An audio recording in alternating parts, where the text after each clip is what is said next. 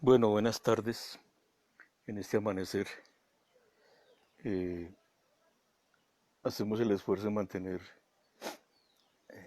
la decisión de encontrarnos en esto que hemos llamado recordando la tradición nativa, la palabra del fogón.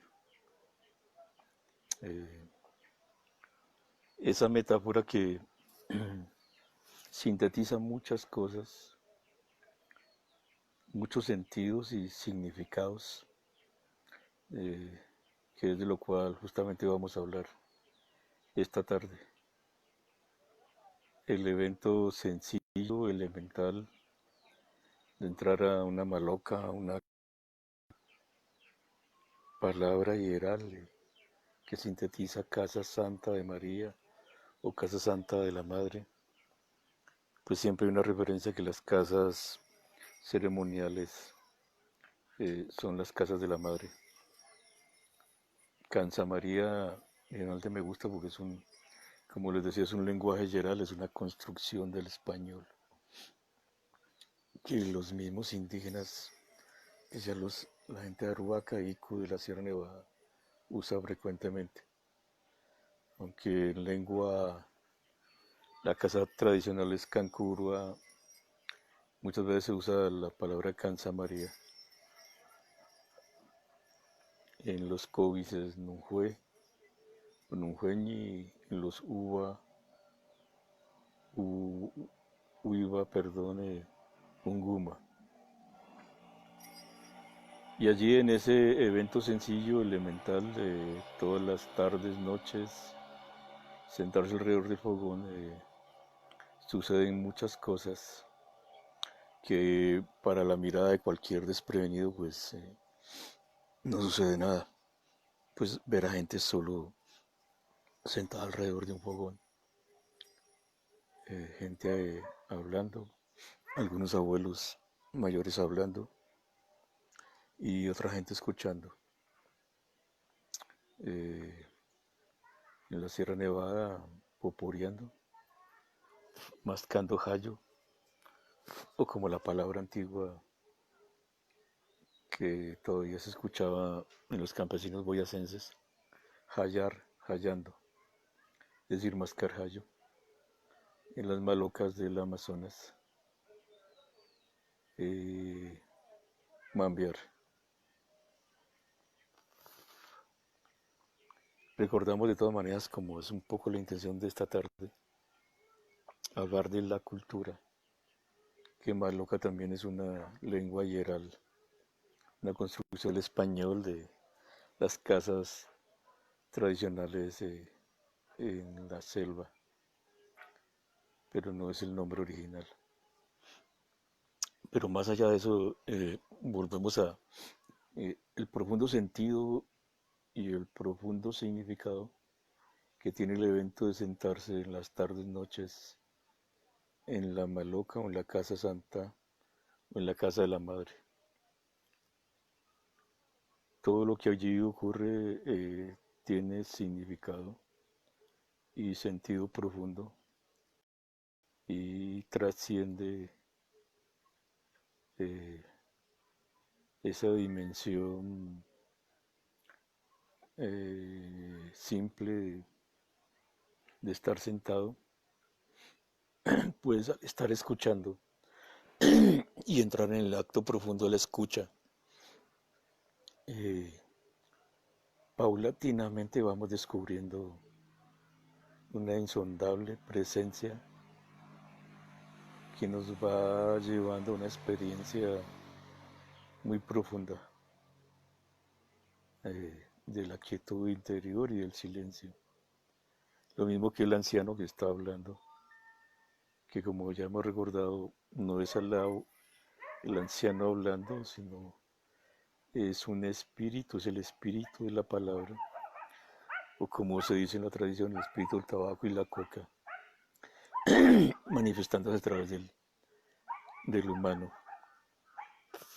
y captando a través de su mente superior esa presencia que está más allá de las percepciones normales y que nos genera un estado de completud y de plenitud. Eh, Contando esto, pues recordamos y desarrollamos esa idea de la reexistencia humana. Y recordar que, y ahí me gusta hacerlo porque normalmente en la cultura occidental, que está llena de estos pseudovalores, soberbia, arrogancia, etcétera, importancia personal. Eh, Normalmente en esta cultura, que además es profundamente colonizada, los conceptos son robados, ¿no? de, de sus dueños originales. Y si es algún intelectual que tenga algún reconocimiento, entonces ese intelectual le pone el sello al concepto y de esa manera ese intelectual de aquí para adelante pues, se erige como el generador de ese concepto. Y realmente siempre esas cosas están ahí en la vida cotidiana de la gente y en las tradiciones y se generan en la experiencia de la vida. Entonces recordaba que la, esa palabra, ese concepto de reexistencia, surgió en una conversación hace años, muchos años, con el compañero Misak, Juan Muelas, conversando acerca de la dinámica de resistencia de los pueblos indígenas y todo lo que ha significado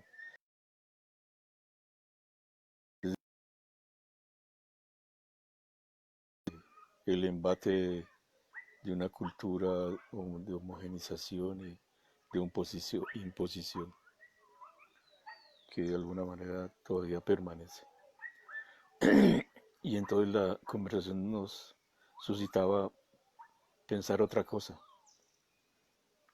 y pensar que ya no tenía sentido la resistencia, pues la resistencia sugiere un punto débil, ¿no?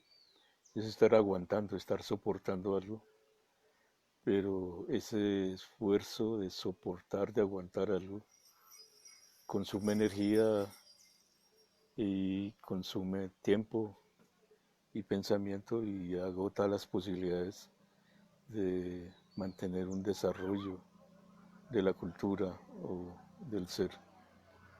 Entonces por eso después de esa conversación surgió la idea de que tal vez lo que correspondiera no era resistirse más, como tal vez está pasando para muchos en este momento, sino entrar en una acción de reexistencia, en este caso una reexistencia humana.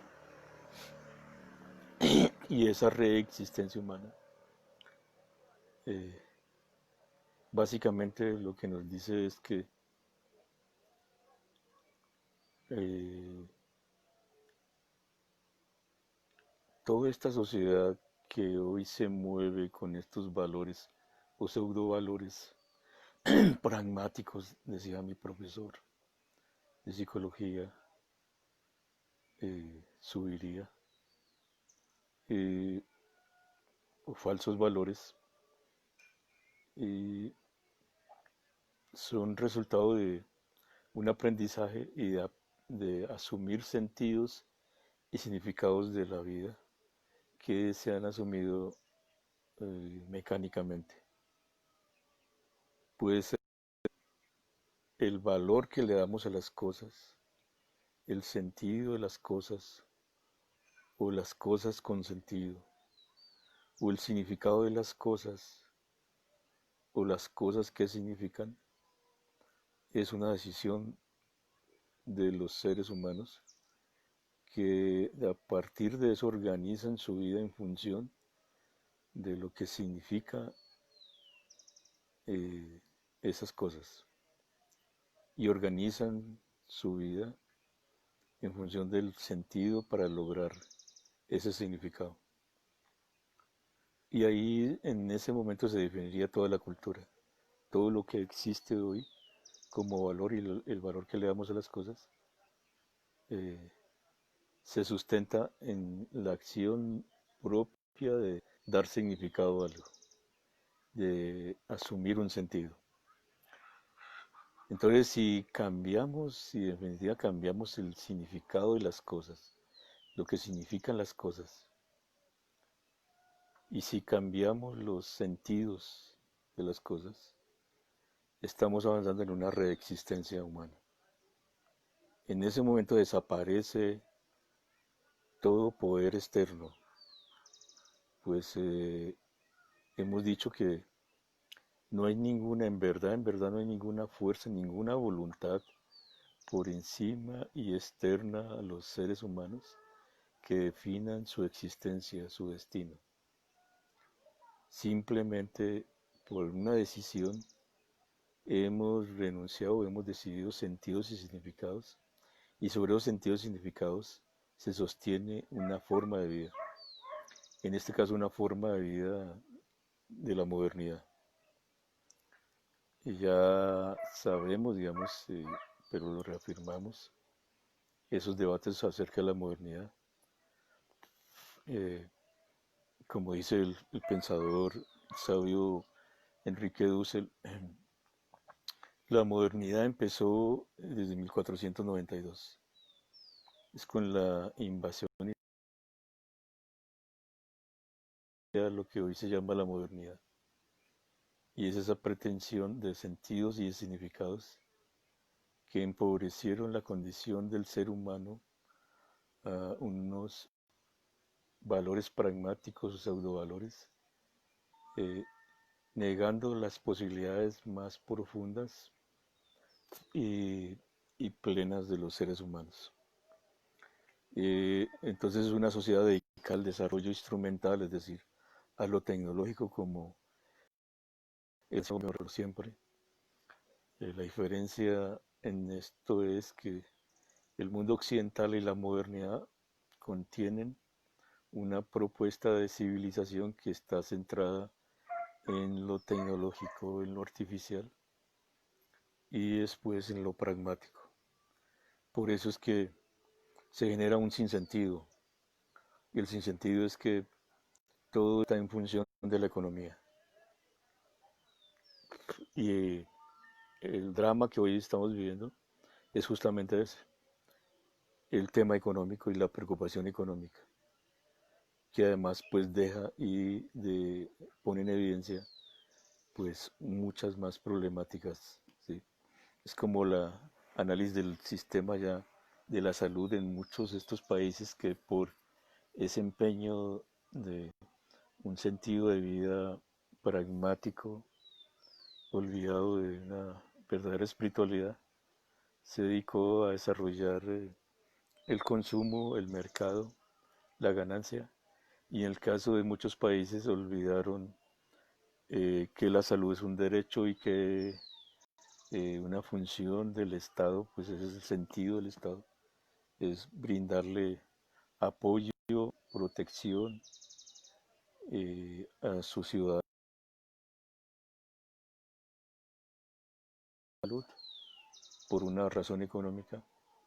Entonces hoy esos países, esos estados, tienen un sistema de salud empobrecido, con baja infraestructura, baja capacidad técnica, etcétera, y por eso se vuelve tan vulnerable la sociedad a una pandemia o a una plandemia, como algunos dicen. Todo eso en función de que la humanidad se redujo a lo económico.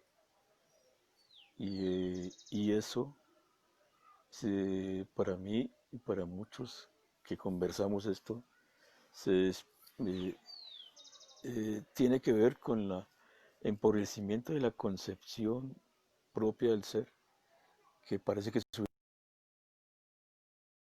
básicamente fue porque come, que se desarrolla, que crece, que obtiene cosas, que tiene confort, todos elementos de extensión de su cuerpo, comodidad para el cuerpo, instintos desaforados, emociones desaforadas. impulsos desaforados. Es un cuerpo eh, que gobierna y dirige la mente y el espíritu de los seres humanos. Por eso, para nosotros y para mí, es el sinsentido absoluto de la modernidad y esta sociedad de consumo y de mercado. No tiene sentido, es increíble cómo caímos en esto. Entonces recordaba una documental de Discovery Channel que hablaban en estos días de intentando explicar la física cuántica. Y entonces hablaba de las dimensiones y en la imagen mostraba todo un mundo plano donde solo existe una forma de vida de ancho y largo y mostraba todo, digamos, en esa alegoría, en esa metáfora, un mundo de casas, de movimientos, de organismos planos que solo tienen dos dimensiones, largo y ancho, pero que no tienen idea de lo alto, de la altura. Entonces quien dirigía el programa o quien estaba desarrollando el programa hacía el ejercicio de levantar uno de esos organismos que solo tienen ancho y largo para que lograra ver desde arriba la otra dimensión que no es capaz normalmente de ver. Pero sin embargo, en esa alegoría, quien desarrolló el programa bajaba de nuevo al organismo diciendo que era muy pesado tal vez para él entender eso que estaba viendo. Pues nunca se había imaginado que pudiera haber esa otra dimensión. Esa metáfora para mí es muy importante porque yo siento que sintetiza lo que está pasando hoy en la humanidad. Eh, es una humanidad entera acostumbrada a ver como normal la normalidad y empobrecida en sus percepciones por el sentido y el significado que le dan a las cosas. Sentidos y significados que no son una autoconstrucción, que no son resultado de su desarrollo, de su pensamiento, de su análisis y o de su conveniencia, si son aprendidos. Entonces la reexistencia humana necesariamente pasa por eh, replantearnos esos sentidos y esos significados. Creo que hay de todas maneras un gran esfuerzo de mucha gente que ha estado buscando esos sentidos y esos significados más profundos para la existencia humana y se han esforzado en eso y es lo que yo les llamo los divergentes. Eh, esa reexistencia humana tendrá que sí o sí pasar por entender que hemos aprendido unos patrones de pensamiento no convenientes que es necesario cambiar y que como llevan mucho tiempo transmitiéndose generación tras generación en todo el modelo económico, en todo el modelo educativo, pues se ven como normales y se viven mecánicamente, se viven automáticamente. De esa manera es que definimos desde escuchando y haciendo una evaluación y una síntesis del pensamiento ancestral como otras fuentes de sabiduría, que la humanidad entró en una dicotomía muy grande, en un estado muy intenso de separación en su mente, y que una parte de su mente es dirigida y gobernada por un pensamiento mecánico que se transmite de esa manera automáticamente y que dirige y ordena la vida de todos los seres humanos, especialmente en sus relaciones. Y es ahí justamente en la relación como esa incultura humana generada por esa falta de sentido y significado nos generó un drama en nuestras relaciones, ¿sí? Unas relaciones perversas con muchos vicios, ¿sí? eh, que hoy, digamos, se evidencia y esa expresión de la referencia banal de la humanidad en Hollywood se expresa en los artistas y en los famosos de Hollywood, donde lo normal es que se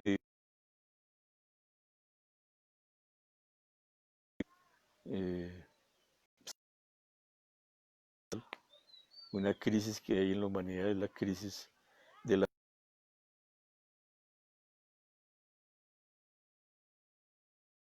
perspectiva de una nueva humanidad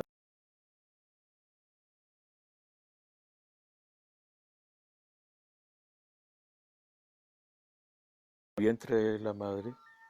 Somos productos de la relación entre dos seres básicamente.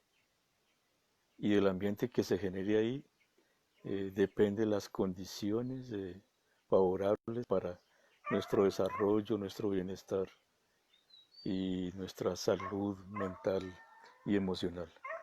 Entonces es natural pensar que si se mantienen las separaciones, parejas separadas, no es posible pensar en una red de existencia humana.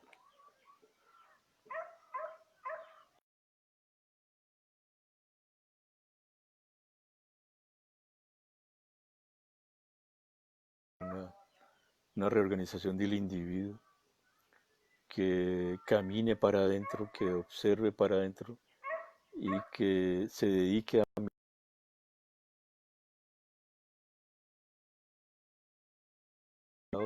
para verse a sí mismo antes de estar mirando con un telescopio afuera.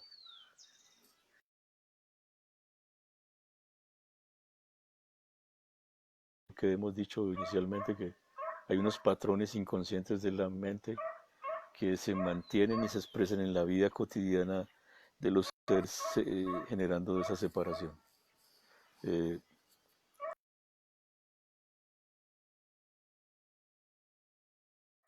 donde se define la humanidad y la posibilidad de la resistencia humana. Eh,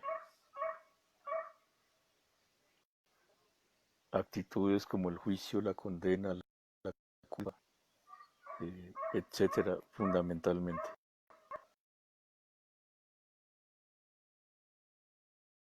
La falta de escucha, la falta de aceptar al otro, pues en la relación siempre, eh,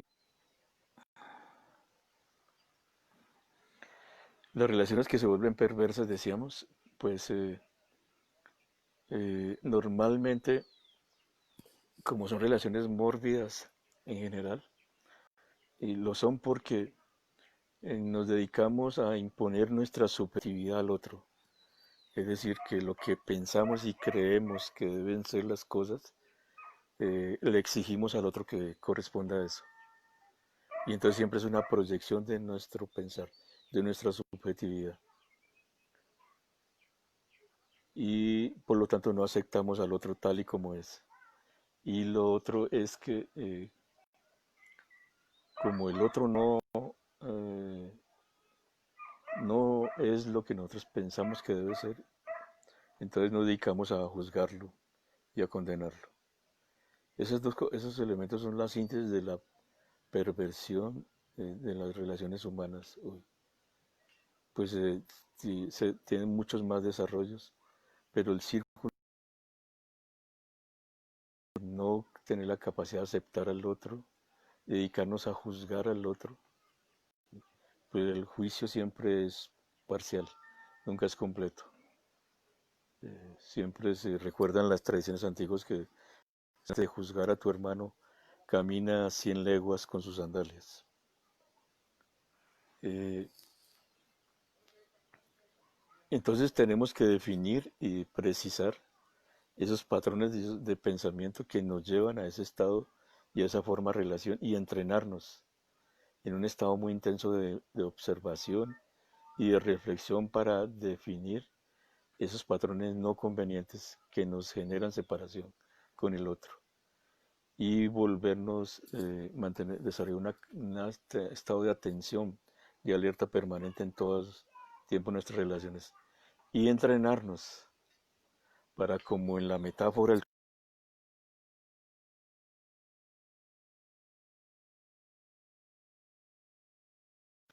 es una síntesis de toda la percepción equivocada que los seres humanos hemos aprendido.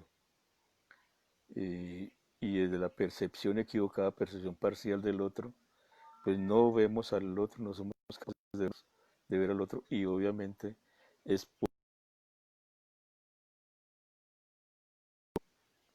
entonces esta metáfora del anvil es muy sencilla y muy práctica.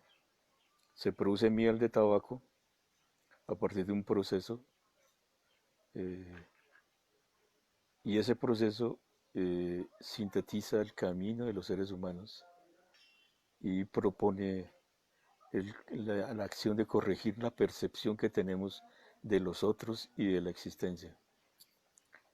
Cuando vamos a hacer este tabaco, y hay una analogía que nos enseñaron los abuelos del Amazonas, Murui, Muinami, Bora, como el tabaco, y está representado en el tabaco. Cuando hacemos anvil, el procedimiento es quitar, lavar, quitar la hoja, escoger la hoja y lavar concienzudamente cada hoja quitándole el mugre pegado en las vellosidades y el amargo que contiene una sustancia amarga. Se lava suficientemente, después se ablanda, se cocina, se exprime y se reduce, o sea, se deshidrata hasta que queda el anvil. Y ese anvil, entonces los abuelos nos dirán al final, nos dijeron, esto en verdad es el tabaco, esta es la esencia.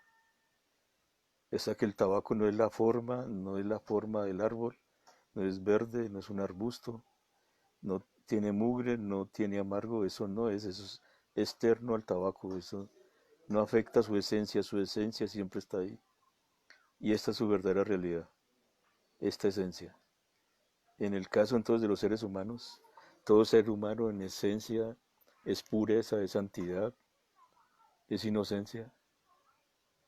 Eh, lo otro es el mugre, el amargo que se le pegó en su camino de la vida, en su historia personal, en la malformación. Pero él, verdad, no es eso. O sea que ese es el entrenamiento justamente que necesitamos aprender. Ver siempre al otro en su esencia, no en su apariencia. Y en todo momento en las relaciones humanas, cuando los otros cometen errores o creemos que cometen errores, lo que tenemos que recordar es hacer un ejercicio mental para recordar que ese individuo, esa otra persona, es en verdad perfecto, inocente, puro, sabio. Lo otro es externo. Entrenamiento que habría que ser permanente. Cambiar la percepción equivocada que tenemos del otro, aprendida, para aprender a ver lo que el otro es en verdad y dejar de lado lo que no es.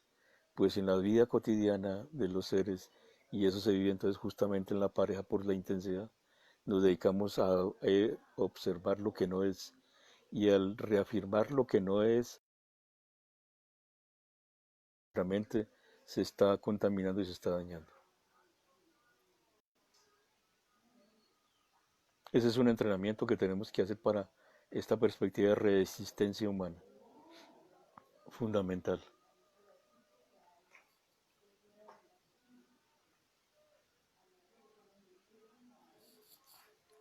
Chupar anvil, entonces iremos pasando del otro lado de la cultura. Entonces es un evento que no puede ser mecánico, que no es mecánico. No es que yo chupo anvil y entonces me embriago y etcétera, sino que básicamente lo que hace es recordar que debo estar en un estado permanente de atención. Pues cuando chupo anvil estoy recordando todos esos principios que enuncié de la esencia del tabaco. Y el acto de chupar anvil lo que me hace es recordar y mantener un estado de alerta, un estado de atención, que es necesario para salir del automático y de lo mecánico, de aprendido de los sentidos y significados que aprendimos.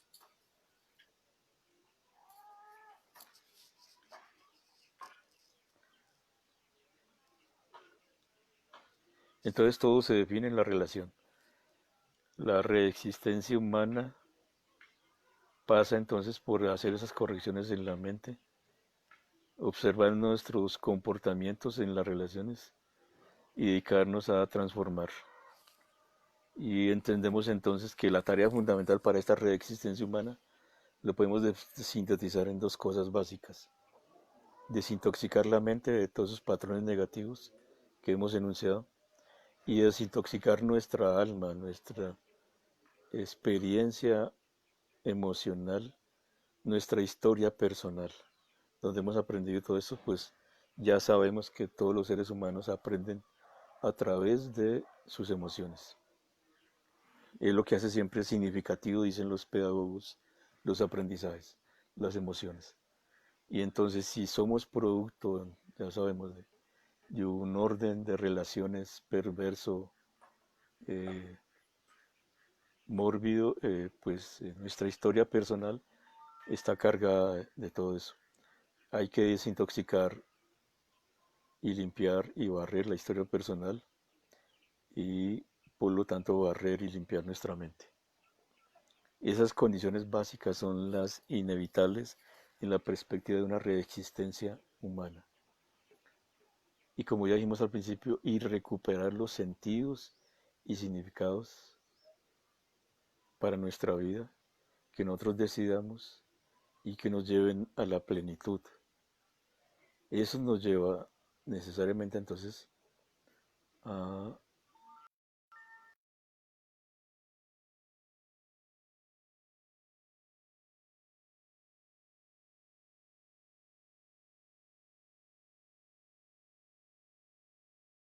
anecdótico, era un personaje en la película, un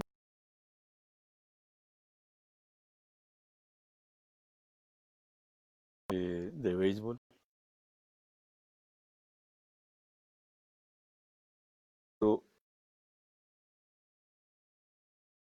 a una velocidad superior a 70 millas, con la idea de buscar talentos y llevarlos a la Liga Profesional de Béisbol en Estados Unidos.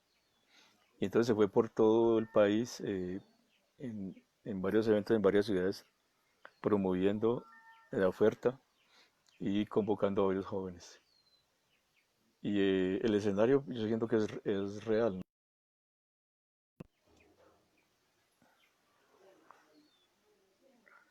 El escenario de la película es muy real, ¿no? Pues mostraba un poco de jóvenes apremiados, buscando ganar el concurso por todo lado y corrían y se extendía la ola y todo el mundo quería llegar al concurso y se esforzaban a ver si podían calificar. Y, y finalmente eh, lograron escoger a 20 jugadores, 20 muchachos, todos con la misma expectativa de ser los dos ganadores. Y los dos ganadores tendrían el premio de irse para Estados Unidos, entrar al profesionalismo y asumir los sentidos y significados de vida que hemos referenciado. Entonces uno pensaba,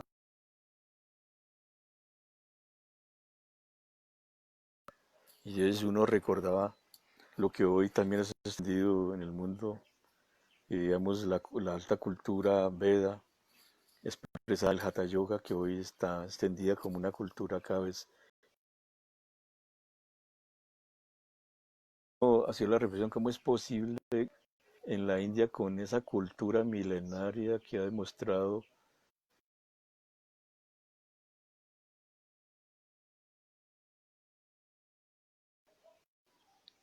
y entonces indudablemente eso, pues eso muestra que lo que ha sucedido con la modernidad y con este debate de la modernidad es que se empobreció la cultura humana, que hubo una homogenización, un absolutismo cultural, ¿sí? Donde se negó, se olvidaron valores, principios que realmente estaban orientados a un alto desarrollo del ser, de su mente, de su espiritualidad, de percibir y vivenciar otras dimensiones de la existencia que no sean estas normales percepciones en las que hemos caído.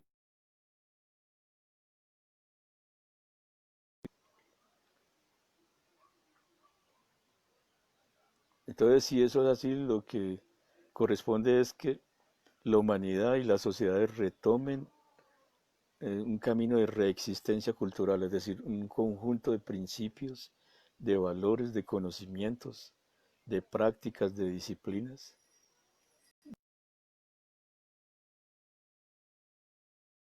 como referencia, para retomar un camino real de desarrollo de la cultura, recordando lo que el anciano Domingo, nuestro maestro, siempre nos dijo.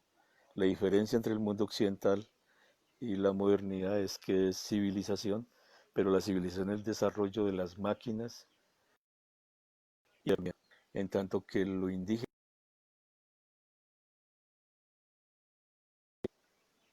como dirían algunas por ahí, y ese es el fundamento del pensamiento indígena, es el camino ontológico. Otro lo decía en alguna conversación, en una conferencia le escuché, aunque tímidamente, hablar de otras ontologías.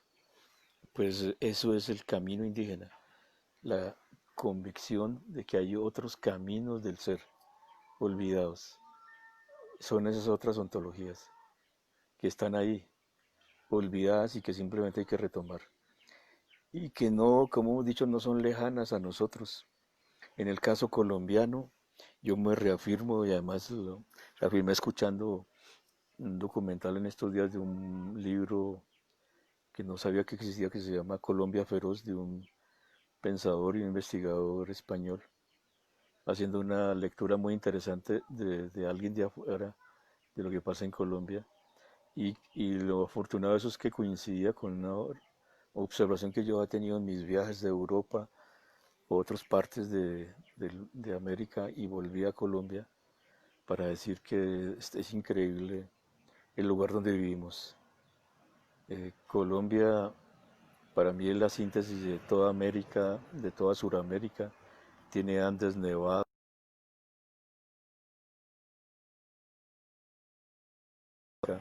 llanuras, selva, todos los climas. Como coincidimos con este pensador, todas las geografías, todas las maneras culturales, gente caribeña, gente de la selva, gente de Pasto que mantiene la herencia del incanato, etcétera, etcétera. Es una riqueza impresionante, a la vez de una alta diversidad cultural, eso ya está estudiado en algunas teorías antropológicas. Eh, Hay una relación entre la intensa diversidad cultural que hay en Colombia y la intensa diversidad biológica que hay.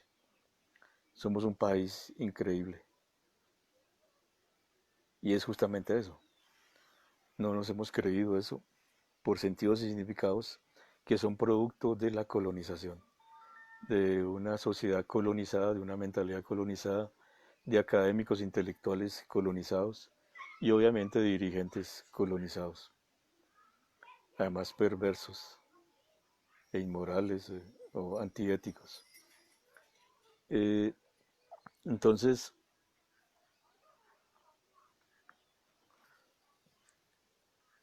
Colombia contiene la otra gran posibilidad, y eh,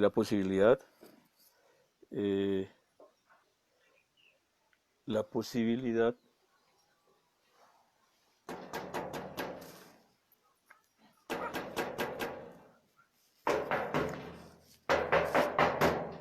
¡hey, perro! ¡Hey! ¡Chite! ¡Chite!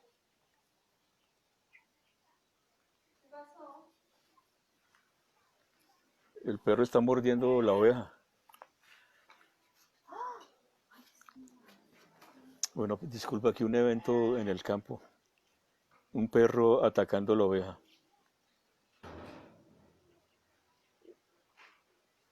Entonces, retomamos el tema de la colonización. Mentalidad colonizada que ha generado una negación de la cultura propia, de la multidiversidad, de la múltiple cultura que hay en este país. Como mostraba esta película del caso de el, el- quien escogía a los muchachos en la India para ser jugadores de béisbol.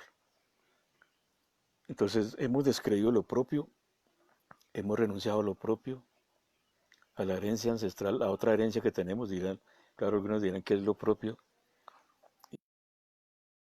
que una parte de lo propio es eso, nuestro origen ligado al territorio, nuestro origen indígena inevitable en nuestros genes. Ya sabemos, Colombia es un país fundamentalmente mestizo. Ya sabemos por ADN mitocondrial que todo mestizo genéticamente en su estructura mayoritaria es indígena. Entonces ese mestizaje que hasta ahora ha sido la gran imposibilidad y limitación de la condición de la cultura o de la sociedad colombiana, por ejemplo, pues ha estado cargada de subvaloración, de negación, de sobredimensionar lo externo, lo blanco, la colon, el, la- el colonizador, el blanco, el rubio, el de ojos azules, etcétera. No está lejano recordar lo que en muchas familias, no hace mucho, era una conseja general. A veces surgía por genes recesivos, seguramente, en la familia un hijo, un hermano de ojos claros y mono, rubio, entonces decían, este es hijo de una familia. Eso expresa todavía un peso que seguramente está todavía en la sociedad colombiana, de hecho, que ha hecho que nos nivelemos por debajo, pero ahí hay una paradoja, eso que es una gran imposibilidad es la gran potencialidad que tenemos. Si resolvemos el mestizaje, si nos reafirmamos en nuestro origen ancestral, entonces tenemos la posibilidad como individuos de retomar sentidos y significados profundos de la existencia y retomar una cultura de la vida que le da vida a la vida, como nos enseñaron los abuelos huitotos. Y la posibilidad de generar una síntesis, seres, lo que yo llamo gente colibrí, gente que es capaz de sintetizar y retomar y de filtrar los desarrollos del mundo moderno, de la modernidad, con fundamentados en la base de sabiduría ancestral. Y es sobre esa base de sabiduría indígena que podemos repensar una nueva humanidad, una reexistencia de la cultura y generar una síntesis, un filtro, una aduana de todo aquello que desarrolló la modernidad que pueda servir para y que no altere ni afecte la vida, ni quite energía, ni posibilidad, ni tiempo para el desarrollo del ser humano. Y obviamente que es parte de la crisis de la modernidad, de el respeto y el cuidado de la creación y de la naturaleza, que es otra parte de la crisis. Y que retomemos la dimensión profunda que nos han enseñado los abuelos de la Sierra Nevada, de que el deber de un ser humano es cuidar la creación, que fuimos puestos aquí para cuidar todo lo creado, como nos enseñaron todo el tiempo los jates cogis, por ejemplo, los arhuacos o los huivas. Y cuidar la creación es la comprensión y el reconocimiento de que los seres humanos somos un desarrollo en la punta del desarrollo filogenético, que tenemos pensamiento, tenemos palabra y tenemos conciencia. Y que puesto en otro nivel es una alta capacidad de la mente que es energía, que es luz, que extiende y que cuida la creación y que sabe comunicarse con las percepciones múltiples, no la percepción, como diría, de ancho de existencia para saberse comunicar con esa existencia profunda que los Kogi llaman Aluna, el mar de las posibilidades, el mundo causal, donde todo se origina, el mundo profundo donde podemos entrar a través de nuestro pensamiento y nuestra conciencia. Y desde ahí entonces que se puede decir que somos capaces de que todos los seres humanos tenemos a nuestro alcance y que cósmicamente ahorita están dadas las condiciones por Plutón, como nos enseñan los astrólogos, en conjunción con Júpiter, de un cambio vibratorio elevado que permite que el pensamiento humano se potencie. Por lo tanto, eso nos invita a reorganizarnos, a cuidar más nuestro pensamiento y a sabernos que todo aquello que pensemos es lo que se va a realizar, si insistimos y persistimos en eso. Por eso recordaba esa frase corregida de la sabiduría antigua hebrea, puesto en la Biblia, que es cuida que tu voluntad sea entrar al reino de los cielos. Cuida que tu voluntad sea entrar al reino de los cielos. Y lo está poniendo en términos de voluntad. Una voluntad para entrar en una dimensión, entenderemos que es una metáfora y que los cielos es una dimensión más profunda de la existencia humana que los abuelos, por ejemplo, de la sierra y otros indígenas que mantienen su cultura completa, pues no todos los indígenas, tenemos de decir, tienen eso completo. Pero aquellas culturas donde tienen todo su sistema completo, nos hablan de que ese reino es ese conocimiento profundo de la existencia y el poder que tienen todos los seres humanos de actuar en ese mundo de las otras percepciones de la vida. Y desde ahí cuidar todo lo que existe, alimentar la tierra y sostener todo lo creado. Entonces, entendemos que lo que tenemos que hacer en este momento es esforzarnos, debemos dedicarnos a extender, a comunicar, a transmitir una cultura, unos sentidos y unos significados, transformar sentidos en significados. Ahí está la principal batalla. El centro de esta batalla por el amanecer, que está dentro de nosotros mismos, en la mente de cada individuo, en su alma, es cambiar sentidos y significados, retomar otros sentidos y significados más profundos, que se van a expresar en una cultura, existencia de la cultura. Entonces, la tarea es transmitir los elementos olvidados